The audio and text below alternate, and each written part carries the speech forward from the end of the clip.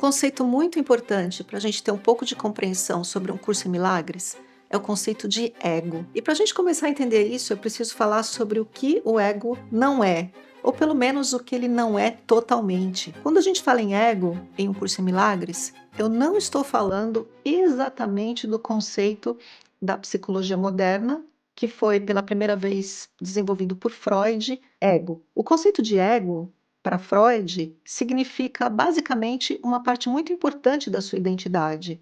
É o seu eu. Obviamente, Freud não está errado. Quando a gente fala ego, corriqueiramente, estamos falando do nosso eu, da nossa identidade. Muitas vezes, quando a gente diz ego, a gente relaciona também com palavras como egoísmo, egóico, que tem um significado assim um pouco com relação à nossa vaidade, de querer as coisas para si. Isso também faz parte do ego. Mas o ego, para um curso em milagres, tem ainda um outro significado. Ele é, sim, a tua identidade. No entanto, para um curso em milagres, ele representa a sua falsa identidade. É mais ou menos quem você não é. E para desenvolver um pouquinho esse assunto, eu vou utilizar aqui um exemplo, que são as crianças. Então imagine que você está aí na sua casa, na sua sala, e entra alguém com uma criança pequena no colo. Uma criança de até uns 2 ou 3 anos de idade. Pode ser até um bebê, uma criança pequena. O que acontece? Imediatamente a nossa atenção se volta para essa criança. Porque parece que o ambiente se iluminou, algo ficou diferente. A criança, por natureza, é um ser que tem essa abertura diferente. E se diz que a criança, de fato, tem uma total abertura para aprender qualquer coisa e absorve dos adultos e do seu ambiente tudo aquilo que no futuro ela vai acabar se tornando. E existe inclusive um pesquisador que estabeleceu uma pesquisa através de perguntas, de uma série de exercícios, onde ele estava buscando reconhecer os gênios na humanidade. Então, ele entregou essa série de exercícios, essas perguntas, para as crianças. E, para sua surpresa, mais de 90%, talvez 97% das crianças que responderam ao seu questionário foram consideradas gênios. E a gente pode ver mesmo as respostas que as crianças dão, a genialidade, a abertura da mente para encontrar soluções inesperadas, ou às vezes aquela criança te dá uma resposta tão completa, tão inesperada, que a gente mesmo, pais, avós, tios, a gente pensa que está diante de um gênio e colocamos muitas expectativas diante daquela criança pequena, acreditando que quando adulto se tornará um exemplo para a humanidade. Mas voltando à pesquisa, esse mesmo pesquisador seguiu pedindo para essas primeiras crianças responderem o seu questionário, suas primeiras perguntas de novo e de novo, a cada certo período de tempo de aproximadamente 5 a 10 anos. E para sua surpresa, quando essas crianças, gênios, se tornaram adultos, a taxa de genialidade caiu drasticamente. Aquilo que era perto de 100% se torna perto de 1% ou até menos. O que isso significa? O que aconteceu entre esse tempo que a gente é criança e a gente se tornar adulto? Nós criamos o nosso ego, a nossa identidade. Esse ego, identidade, pode ser entendido como o conjunto de todas as coisas que a gente aprende. E óbvio que você vai me dizer que isso tem a ver com a cultura, com a família, com a condição social, com a educação, com uma série de coisas que vão nos moldando e nos fazendo se tornar uma pessoa. Mas o que é isso, senão uma série de condicionamentos, uma série de programações, de elementos, de crenças, daquilo que a gente vai acreditando que a gente é. Então eu posso resumir que o ego é um conjunto de crenças daquilo que você acredita que é. Eu construo a minha identidade.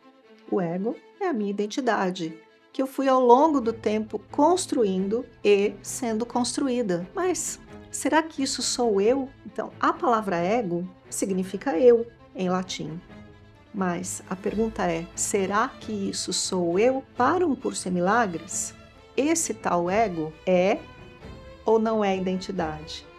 Na verdade, ele é uma falsa identidade. Ele é como um usurpador. É alguém que tomou aquilo que você é de verdade. Para um curso em milagres, você de modo algum é este ego. Esse ego é apenas esse conjunto de coisas construído. Na verdade, para um curso em milagres, o ego é muito mais do que isso, mas é algo que eu não consigo explorar em um vídeo tão curto sem me aprofundar muito em outros conceitos do livro. Então aqui é importante apenas você entender. Ego, para um curso em milagres, é aquilo que eu não sou. É essa parte em nós que é alimentada, vamos assim dizer, pelo medo, pela culpa, pela vergonha, pela raiva. Esse ego em nós está sempre, de alguma maneira, em guerra. Ele está em guerra com alguma coisa.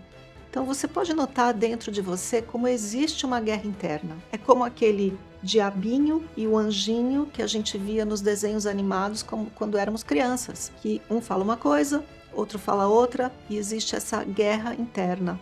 E quando a gente segue um deles, e alguma coisa de alguma forma dá errado, nós nos sentimos culpados, nós temos medo do castigo, e a gente fica nessa eterna vigilância interna, eternamente tentando ser bons, eternamente acreditando que não somos o suficiente, que falta algo, que eu tenho que me aprimorar. E tudo isso são conceitos que eu não posso necessariamente dizer que estejam errados, mas eles são conceitos deste ego construído. Para um curso em milagres, isso é o que você não é. Você é outra coisa. No vídeo anterior, eu citei a mente certa, a mente errada. E falei que a mente errada é essa mente do ego, que está o tempo todo falando, que está o tempo todo te mostrando imagens de alguma coisa, e em geral, imagens do passado ou imagens de interpretação de alguma coisa, imagens de comparação de alguma coisa, de crítica com alguma coisa. Mas são imagens, ou é uma voz que fala com você. E a pergunta que eu fiz foi: se existem imagens aparecendo na sua mente, se existe uma voz que fala com você, a pergunta é: quem está ouvindo? Quem é esse que assiste a mente? Quem é esse observador?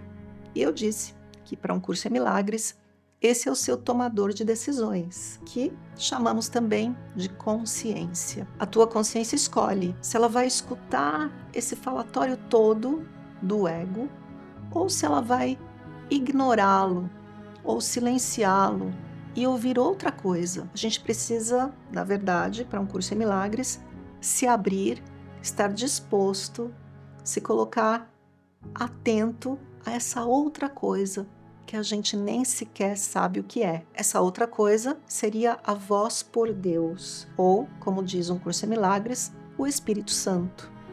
E esse Espírito Santo, a voz por Deus, a mente certa em nós, teria a capacidade de nos conduzir a algo que a gente vem não exatamente a se tornar, mas se reidentificar, aquilo que a gente realmente é. E isso seria o eu real. Então eu tenho um eu falso, essa falsa identidade, o usurpador do teu eu, e a gente tem quem eu sou de verdade.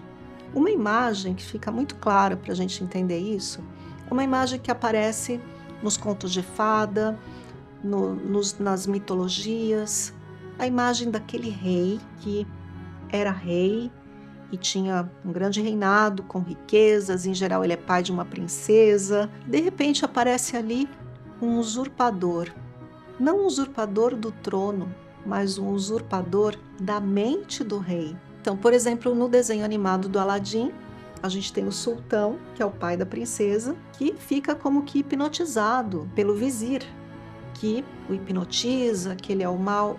Essa seria uma imagem do ego.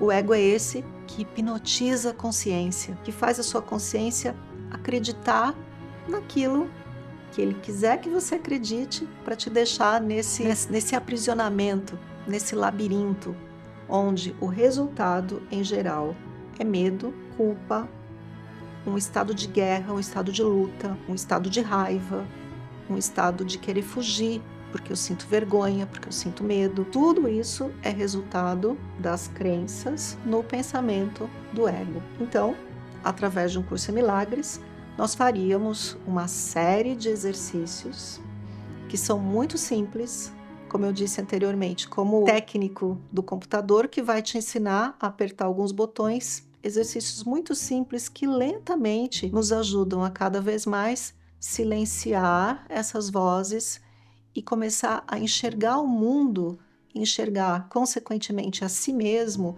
e aos teus irmãos da humanidade de um jeito diferente. Como disse a Helen Schucman lá no início de tudo, eu quero ver isso diferente. Será que tem um outro modo? Assim a pergunta é: será que tem um outro modo de eu me ver?